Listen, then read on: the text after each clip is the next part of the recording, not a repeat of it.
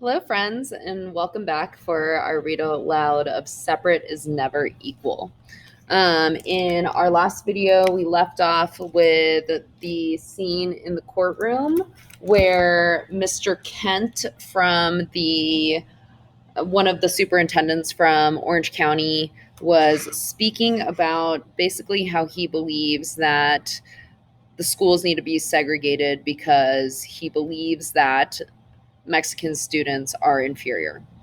We know that's not true. So let's keep reading to see what happens next.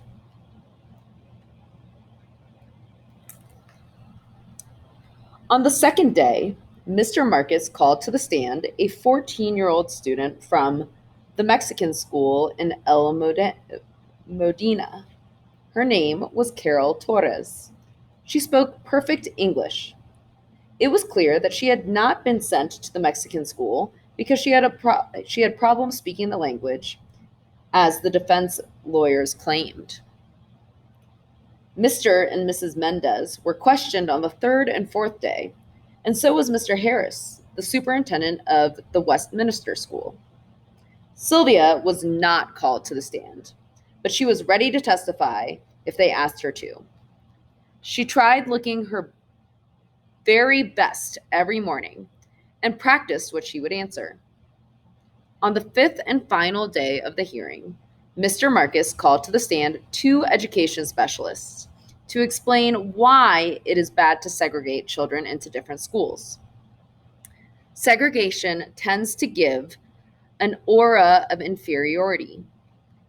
In order to have the people of the United States understand one another, it is necessary for them to live together, and the public school is one mechanism where all children of all people go, said one of them.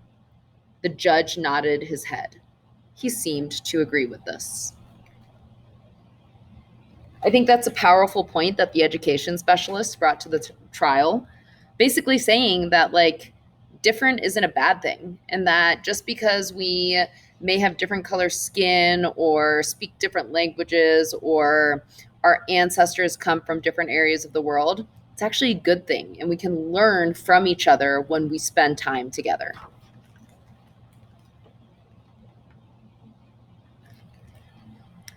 Judge Paul McCormick took almost a year to give his decision, but when he did, he ruled in favor of the Mendez family.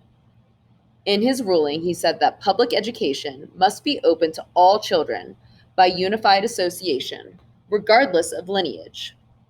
This meant that everyone must be allowed to attend school, no matter what his or her race or background is.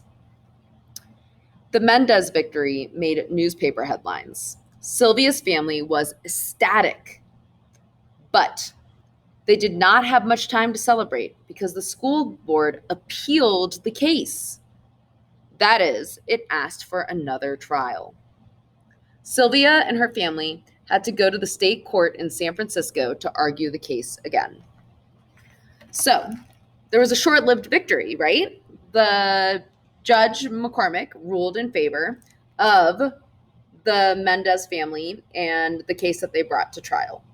He agreed that segregation wasn't okay, but the school board appealed the case. So by that definition, meaning they requested another trial.